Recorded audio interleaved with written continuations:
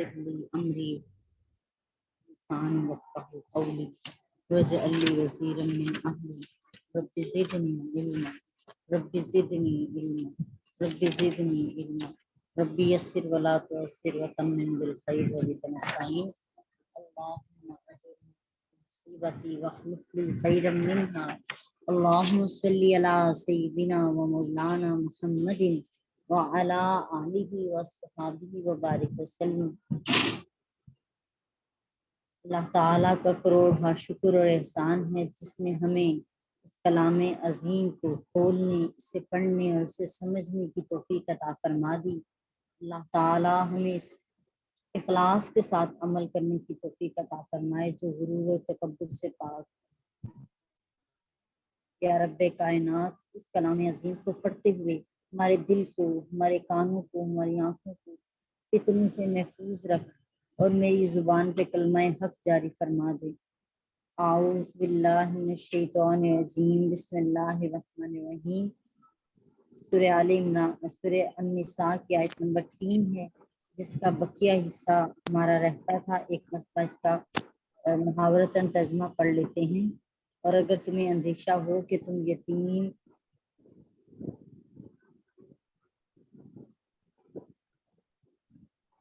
وَإِنْ خِفْتُمْ أَلَّا تُقْسِطُوا فِي الْيَتَامَى فَانكِحُوا مَا طَابَ لَكُم مِّنَ النِّسَاءِ مَثْنَىٰ وَثُلَاثَ وَرُبَاعَ فَإِنْ خِفْتُمْ أَلَّا تَعْدِلُوا فَوَاحِدَةً أَوْ مَا مَلَكَتْ أَيْمَانُكُمْ ذَلِكَ أَدْنَىٰ أَلَّا تَعُولُوا۔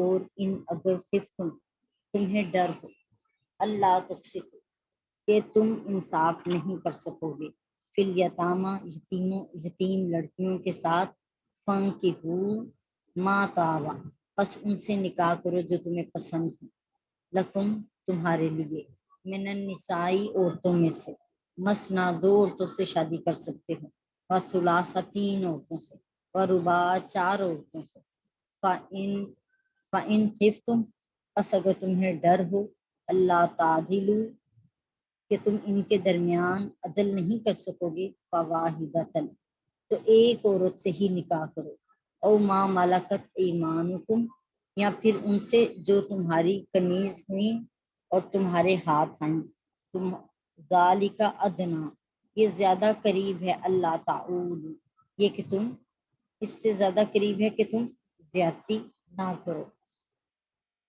محاورتاً پڑھ لیتے ہیں ترجمہ۔ اور اگر تمہیں اندیشہ ہو کہ تم یتیم لڑکیوں کے بارے میں انصاف نہیں کر سکو گے تو ان عورتوں سے نکاح کرو جو تمہارے لیے پسندیدہ اور حلال ہیں، 2 اور 3 اور 4 مگر یہ اجازت بشرط عدل ہے۔ پھر اگر تمہیں اندیشہ ہو کہ تم زائد بیویوں میں عدل نہیں کر سکو گے تو صرف ایک ہی عورت سے نکاح کرو، یا وہ کنیزیں جو شرعاً تمہاری ملکیت میں آئی ہوں، یہ بات اس سے قریب تر ہے کہ تم سے ظلم نہ ہو جائے۔ بسم اللہ الرحمن الرحیم۔ بہت بڑا ٹاپک ہے، چھوٹا نہیں ہے اور سمجھنے والا بھی ہے۔ اللہ تعالیٰ ہمیں اس کی صحیح سمجھ بوجھ عطا فرمائے۔ اور اگر تمہیں یہ اندیشہ ہو کہ تم یتیم لڑکیوں میں انصاف نہ کر سکو گے تو تمہیں جو عورتیں پسند ہوں ان سے نکاح کر لو۔ بعض لوگوں کی سرپرستی اور ولایت میں یتیم لڑکیاں ہوتی تھیں اور وہ لڑکی اس کے مال میں شریک ہوتی تھی۔ اس کا سرپرست اس سے شادی کرنا چاہتا تھا لیکن اس کو پورا مہر نہیں دینا چاہتا تھا۔ اسی موقع پر یہ آیہ کریمہ نازل کی گئی۔ صحیح بخاری شریف میں امام محمد بن اسماعیل بخاری رحمۃ اللہ علیہ فرماتے ہیں کہ عروہ بن زبیر بیان کرتے ہیں کہ انہوں نے حضرت عائشہ صدیقہ رضی اللہ تعالی عنہا سے اس آیت کے بارے میں سوال کیا۔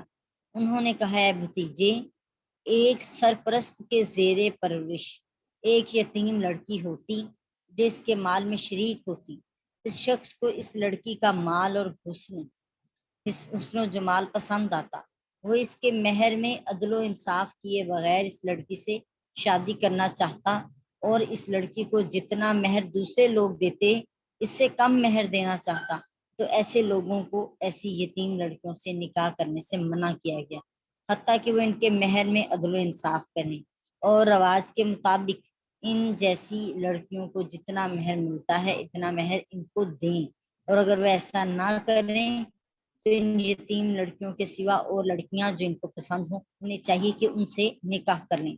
اس حدیث سے معلوم ہوا کہ نابالغ لڑکی سے نکاح جائز ہے، کیونکہ یتیم نابالغ کو کہتے ہیں، اور لڑکیوں کو رواج کے مطابق مہر دینا چاہیے۔ اس آیت نے فرمایا کہ جو لڑکیاں تمہیں پسند ہوں ان سے نکاح کر لو۔ اور اس میں نکاح میں جو کفو کی شرط لگائی جاتی ہے وہ غلط ہے۔ کفو سے مراد کیا ہے جی؟ کاف فا واو۔ کفو سے مراد ہم جنس یا ہم قوم یا ہم ذات یا ہم خاندان۔ ہم سنتے ہیں کہ کچھ لوگ کہتے ہیں کہ ہم صرف اپنے خاندان میں ہی شادی کرتے ہیں۔ اگر خاندان میں اس بچی کے ہم پلہ کوئی لڑکا نہیں ہے یا اس بچی کی عمر کا کوئی بچہ نہیں ہے تو وہ شادی نہیں کرتے۔ یا کئی خاندانوں میں اس طرح کا بھی رواج تھا کہ چاہے لڑکی کافی عمر کی ہو چکی ہے، کسی بھی بچہ نابالغ بچہ ہے اس کے بالغ ہونے کا انتظار کیا جاتا، پھر ان کی شادی کروائی جاتی۔ لیکن ہمارا دین اس شرط کو ختم کرتا ہے کہ نہ تو ذات کی قسم ہے کہ اپنی ہی ذات میں کرنی ہے، نہ ہی خاندان کی قسم ہے کہ خاندان میں ہی کی جائے، اور نہ ہی ہم قوم ہونے کا کوئی معاملہ ہے۔ اسی طرح سیدہ کا غیر سید سے نکاح کرنا بھی جائز ہے۔ حضرت ابو ہریرہ رضی اللہ تعالیٰ عنہ بیان کرتے ہیں، ترمذی شریف کی حدیث پاک ہے، نبی کریم علیہ السلام نے فرمایا جب تم کو وہ شخص نکاح کا پیغام دے جس کے دین اور اس کے خلق پر تم راضی ہو، خلق سے مراد اخلاق ہیں اس کے، تو اس سے اپنی لڑکی کا نکاح کر دو۔ اگر تم نے ایسا نہیں کیا تو زمین میں فتنہ ہوگا اور بہت بڑا فساد مچے گا۔ حضرت فاطمہ بنت قیس قریش کے ایک معزز خاندان کی خاتون تھی۔ حضرت اسامہ بن زید غلام زادے تھے۔ ان کے کفو کے نہ تھے، یعنی نہ ان کے خاندان سے تھے، نہ اس طرح کا اعلیٰ درجہ رکھتے تھے جیسے قریش کے خاندانوں کو حاصل تھا۔ لیکن نبی کریم علیہ السلام نے یہ نکاح کر کے واضح کیا کہ غیر کفو میں یعنی خاندان سے باہر یا غیر ذات میں بھی نکاح کرنا جائز ہے، بعض اوقات اس میں بہت خیر ہوتی ہے۔ عائشہ صدیقہ رضی اللہ تعالیٰ عنہا بیان کرتی ہیں، صحیح بخاری شریف کی حدیث پاک ہے کہ عتبہ بن ربی بن عبد الشمس کے بیٹے ابو حذیفہ جنگ بدر میں نبی کریم صلی اللہ علیہ وسلم کے ساتھ تھے۔ حضرت ابو حذیفہ نے سالم کو اپنا منہ بولا بیٹا بنا لیا تھا۔ سالم ایک انصاری عورت کا غلام تھا۔ حضرت ابو حذیفہ نے سالم کے ساتھ اپنی سگی بھتیجی ہند بنت ولید کا نکاح کر دیا۔ اس سے یہ بھی پتہ چلتا ہے یعنی آزاد قریشیہ کا نکاح ایک غلام سے کر دیا۔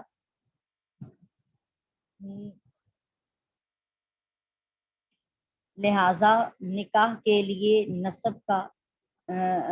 نسب میں کفو کا، مساوات کا، مماثلت کی شرط لگانا یہ ازرو اسلام سے صحیح نہیں ہے۔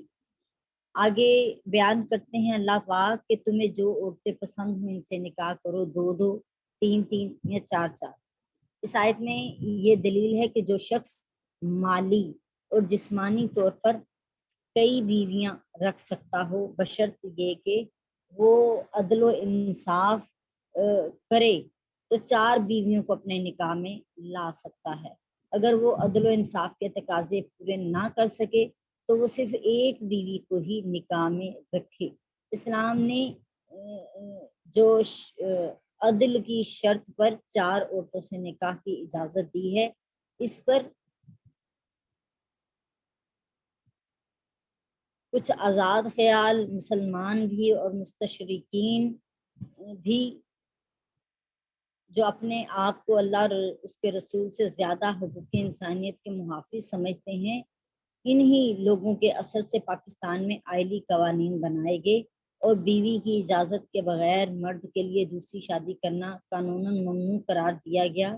یہ جبکہ اس کا اسلام سے کوئی تعلق نہیں ہے۔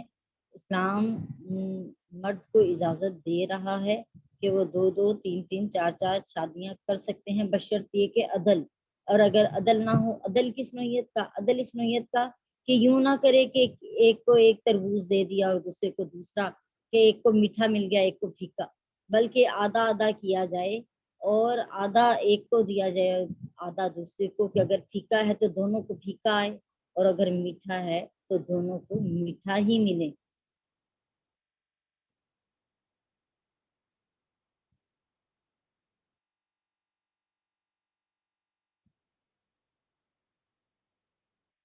بعض معاشرتی مشکلات کے لیے ازدواج کی تعداد کی رخصت جو ہے ایک معقول حل ہے، اس کے بغیر اور کوئی چارہ نہیں۔ یہ ایک ناقابل انکار حقیقت ہے کہ عورتوں کی اوسط پیدائش مردوں کی اوسط پیدائش سے زیادہ ہوتی ہے۔ ہم فرض کر لیتے ہیں کہ مردوں اور عورتوں کی شرح پیدائش میں 1 اور 2 کی نسبت ہے۔ اب اگر ہر مرد صرف ایک عورت سے شادی کرے تو سوال یہ ہے کہ جو عورتیں بچ جائیں ان کے لیے کیا طریقہ تجویز کیا جائے۔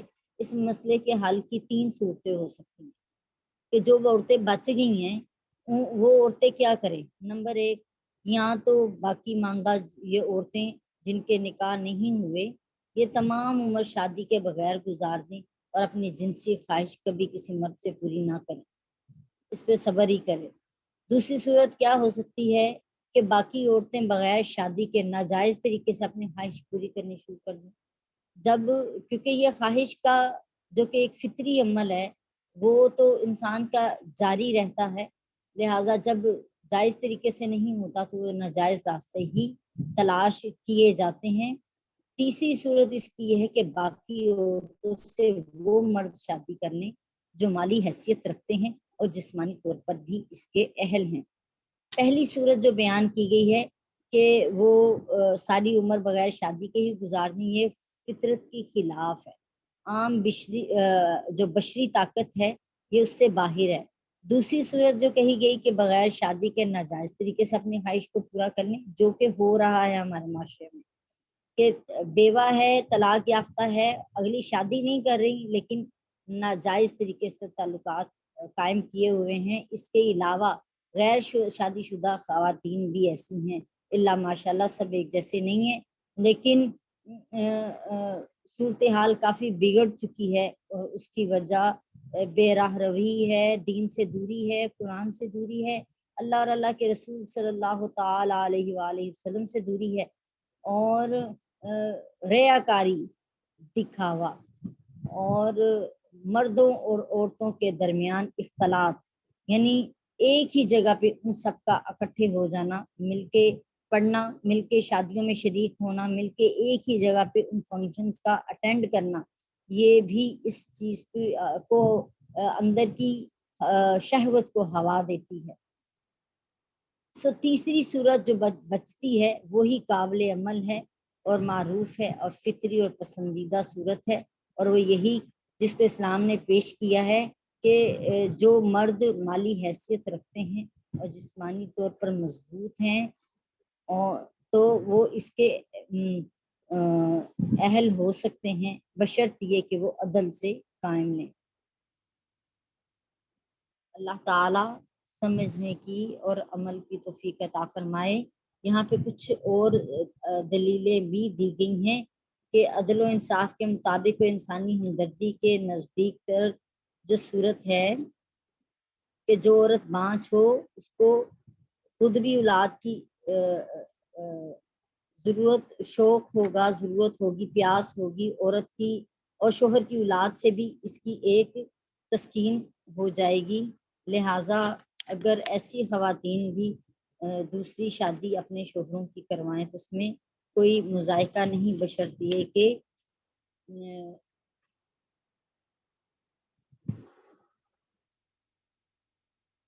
چوتھی دلیل جو پیش کی گئی ہے کہ فرض کیجئے کسی شخص کی بیوی ایک ایسے مرض میں مبتلا ہے کہ یا اس کی کوئی ایسی بیماری ہو جس میں شفا کی بالکل امید نہ ہو یا بہت کم ہو، تو اس کا شوہر جوان اور صحت مند ہو۔ اب اس شخص کے سامنے صرف 4 راستے ہیں، یا تو اس عورت کو طلاق دے دے، یا پھر تمام عمر جنسی خواہش اپنی نہ پوری کرے، یا تیسری کہ ناجائز طریقے سے اپنے جنسی خواہش پوری کرے، یا چوتھی وہ دوسری شادی کر لے اور عدل و انصاف اور انسانی ہمدردی کے اعتبار سے جو یہ چوتھی صورت ہے یہی قابل عمل صورت ہے، تاکہ ناجائز طریقے بے راہ روی میں بھی نہ پڑے، اور جو اللہ نے ایک اس کے اندر یہ گندم کھانے سے جو اس کے اندر نطفہ پیدا ہوتا ہے، اور اس کی خواہش کو بھی وہ پورا کر سکے، ایک فطری تقاضا ہے۔ اور اس کے ساتھ ساتھ اپنی اس عورت کو جو پہلے اس کی بیوی ہے اس کو بھی اپنے ساتھ رکھے، اور وہ مل کر رہنے کی جو ہے معاملات کریں۔ صاحب استطاعت کو 4 بیویوں کی اجازت دینے میں یہ حکمت ہے کہ اگر اس کی صرف 1 یا 2 بیویاں ہوں اور وہ دونوں ماہواریوں کے ایام میں ہوں اور اس کا خاوند صحت مند، قوی اور توانا ہو، تو اس کا نفسانی خواہش پر قابو پانا مشکل ہوگا۔ اور جب اس کی 4 بیویاں ہوں تو ایسا بہت ہی کم اتفاق ہوگا کہ چاروں ہی ایک وقت میں حیض و نفاس کے مسائل سے دوچار ہوں۔ اگر 4 سے زیادہ نکاح کی اجازت ہوتی تو اس بات کا خدشہ تھا کہ وہ ان کے حقوق ادا نہ کر سکی اور بیویوں کے ساتھ بے انصافی ہوگی، کیونکہ تمام بیویوں کے حقوق ادا کرنا بہت مشکل ہے۔ قرآن مجید میں بھی اس کی طرف اشارہ کیا گیا ہے کہ اگر تمہیں یہ خوف ہو کہ تم ان کے درمیان عدل نہیں کر سکو گے تو پھر ایک ہی عورت سے نکاح کرو۔ بیویوں کی باری مقرر کرنے میں، ان کے ساتھ جمع کرنے میں، ان کے کھانے پینے، کپڑوں اور رہائش میں مساوات کرنا، عدل و انصاف کرنا ہے۔ اور اگر اس کو کسی ایک بیوی کے ساتھ زیادہ محبت اور دوسرے سے کم ہو تو یہ عدل و انصاف کے منافی نہیں ہے، اس لیے کہ صرف 4 بیویوں پہ اکتفا کرنا عدل اور متوسط صورت ہے، کیونکہ زمانہ جاہلیت میں بیویوں کی تعداد کی کوئی حد اس وقت مقرر نہ تھی۔ تاہم اسلام میں 1 سے زیادہ بیویوں کی اجازت کسی شخص کے لیے ہے جو عدل و انصاف کے ساتھ ان کے حقوق ادا کر سکے، اور 4 سے زیادہ نکاح کرنا جائز نہیں ہے۔ ترمذی شریف کی حدیث پاک ہے کہ حضرت عبداللہ بن عمر رضی اللہ تعالیٰ عنہما بیان کرتے ہیں کہ غیلان بن سلمہ ثقفی اسلام لائے تو زمانہ جاہلیت میں ان کی 10 بیویاں تھیں، وہ بھی ان کے ساتھ مسلمان ہو گئیں، تو ان کو نبی کریم علیہ السلام نے حکم دیا کہ ان سے کسی 4 خواتین کو اختیار کر لیں اور باقیوں کو فارغ کر دیں۔ اور حضرت قیس بن حارث بیان کرتے ہیں کہ جب میں مسلمان ہوا تو میری 8 بیویاں تھیں، میں نے نبی کریم علیہ السلام کی خدمت میں حاضر ہو کر بیان کیا تو نبی کریم علیہ السلام نے فرمایا کہ ان میں سے 4 کو اختیار کرنا۔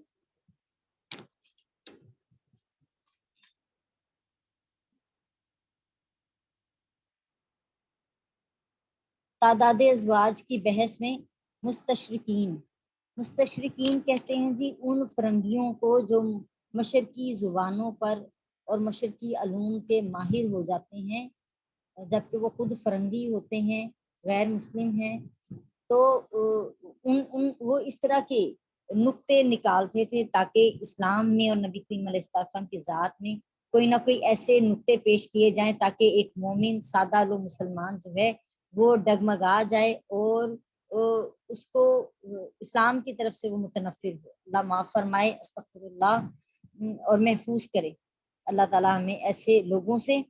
ان کا اعتراض تھا کہ نبی کریم علیہ السلام نے 11 شادیاں کی، اور ان کے خیال میں، ان مستشرقین کے خیال میں کہ زیادہ شادیاں کرنا تو زیادہ نفسانی خواہشوں پر مبنی ہے، اور کہا کہ انہوں نے خود دوسروں کے لیے تو 4 بیویوں کی حد مقرر کی اور خود انہوں نے 11 بیویاں کی۔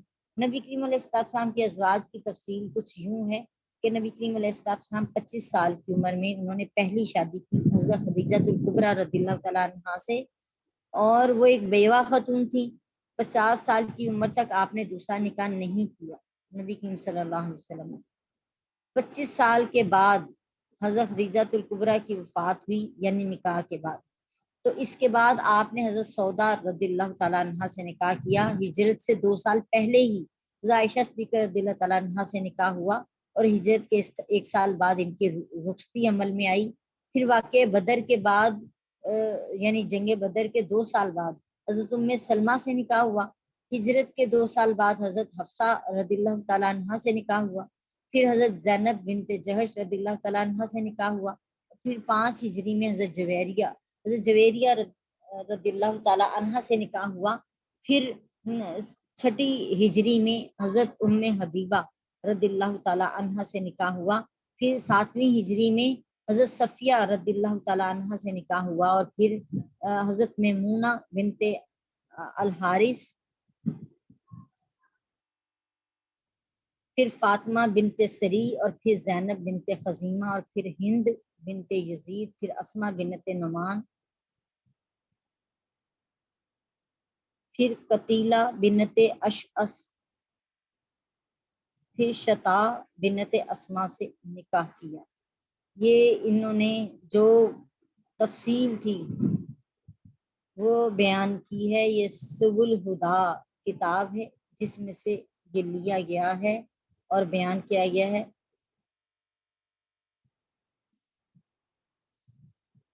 اچھا جی، ان کی 11 ازواج تھی، جن میں سے 6 جو تھی وہ قریش خاندان سے تھیں، اور 4 عربی تھی لیکن قریش خاندان سے نہیں تھی، غیر قریشیہ تھی، اور ایک بنی اسرائیل میں سے تھی۔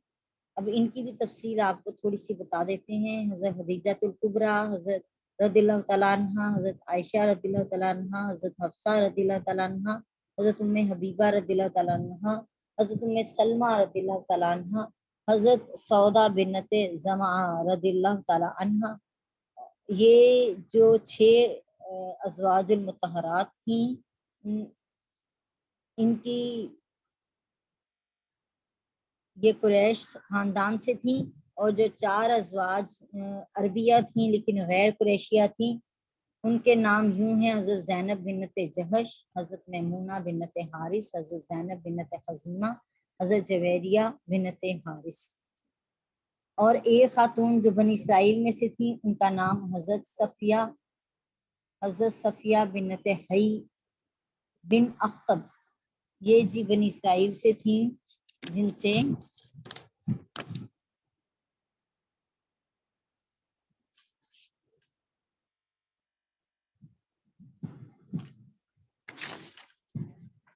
ہر زوجہ کی تفصیل موجود ہے، لیکن بہت طوالت ہو جائے گی۔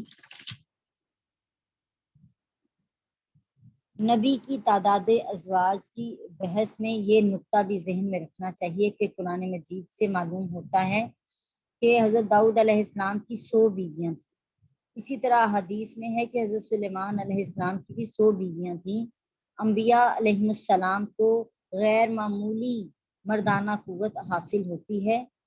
امام بخاری فرماتے ہیں کہ قتادہ نے حضرت انس رضی اللہ تعالیٰ عنہ سے پوچھا کہ کیا حضور علیہ السلام کے مردانہ طاقت کتنی تھی؟ انہوں نے فرمایا کہ آپ کو 30 مردوں کی طاقت حاصل تھی، 30 مردوں کی طاقت حاصل تھی۔ جب آپ کا وصال ہوا، آپ کے 9 ازواج آپ کے پاس تھیں، آپ کے نکاح میں تھی، اور ایک روایت کے مطابق آپ کو 40 مردوں کی طاقت جو تھی وہ حاصل تھی۔ سوچئے جن کو اللہ تعالیٰ نے اتنی طاقت عطا فرمائی ہو، انہوں نے بیک وقت نکاح میں صرف 9 ازواج کو جمع کیا، اور وہ بھی مختلف تبلیغی وجوہات سے، اور یہ تعداد ازواج بھی 54 سال کی عمر سے شروع ہو کر 61-62 سال کی عمر تک جاتی ہیں۔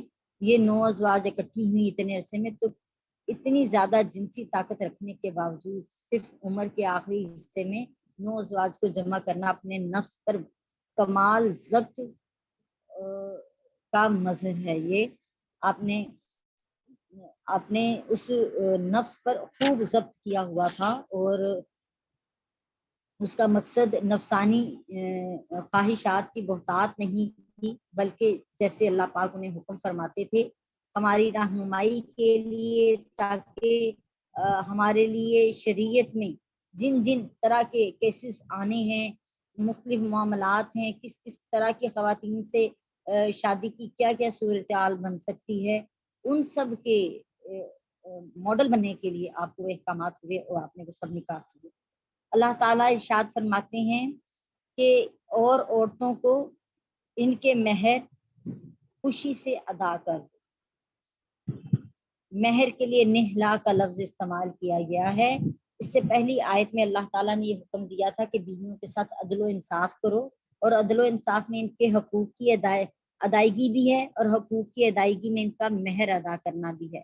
اس لیے اس آیت میں فرمایا کہ عورتوں کو ان کے مہر یعنی نحلہ خوشی سے ادا کر دو۔ نحلہ کا معنی شریعت اور فریضہ بھی ہیں، اور ہبا اور عطیہ بھی ہیں۔ پہلی صورت میں اس آیت کا معنی ہے کہ عورتوں کے ان کے مہر از روئے شریعت بطور فرض ادا کرو، یعنی اللہ تعالیٰ نے مہر کو ادا کرنا تم پر فرض کر دیا ہے، کیونکہ زمانہ جاہلیت میں عرب عورتوں سے بغیر مہر کے نکاح کرتے تھے۔ اور دوسری صورت میں اس آیت کا معنی یہ بھی ہے کہ عورتوں کو ان کے مہر ادا کر دو، یہ اللہ تعالیٰ کی طرف سے عورتوں کے لیے عطیہ ہے۔ نحل کا معنی کسی کام کو خوشی سے کرنا ہے، اس صورت میں یہ معنی ہے کہ عورتوں کو ان کے مہر خوشی سے ادا کر لو اور ان کی ادائیگی میں دل میں تنگی محسوس نہ کرو۔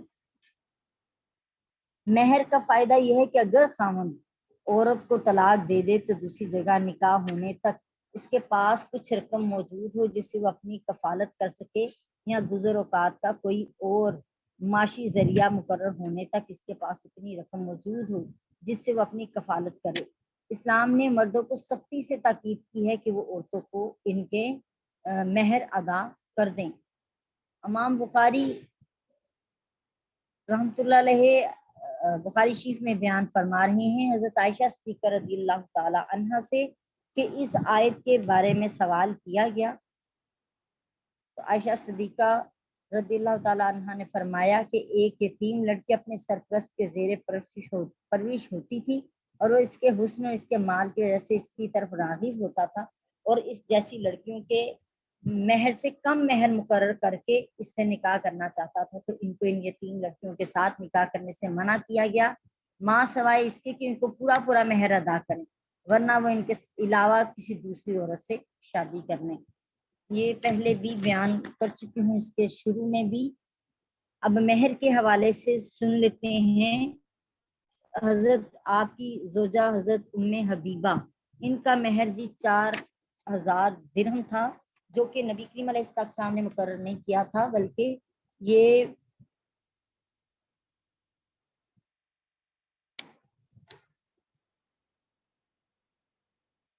نجاشی نے مقرر کیا تھا۔ اور حضرت عائشہ صدیقہ رضی اللہ تعالی عنہا کا جو مہر تھا وہ 40 درہم تھا۔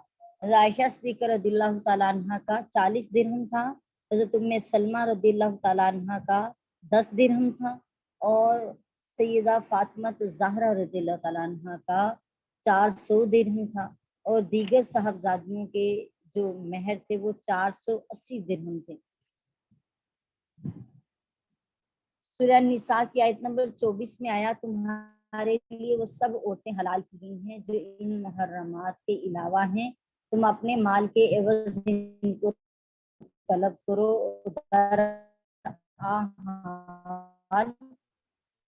یہ کہ تم ان سے نکاح کرنے والے ہو، نہ کہ ان سے زنا کرنے والے، ان کے مہر ان کو ادا کر دو۔ اور سورہ نساء کی آیت نمبر 4 میں آیا، عورتوں کے ان کے مہر خوشی سے ادا کر دو۔ سورہ احزاب کی آیت نمبر 50 میں آیا، ہم جانتے ہیں کہ ہم نے جو مہر مسلمانوں کی بیویوں کے متعلق ان پر رضی اللہ تعالیٰ عنہ بیان کرتے ہیں کہ حضرت عبد الرحمن بن عوف نے انصار کی ایک عورت سے نکاح کر لیا، نبی کریم علیہ السلام نے ان سے پوچھا تم نے ان کا کتنا مہر مقرر کیا؟ انہوں نے کہا ایک بٹلی کے برابر سونا۔ آپ نے فرمایا ولیمہ کرو، ایک بکری ہی سے کیوں نہ ہو۔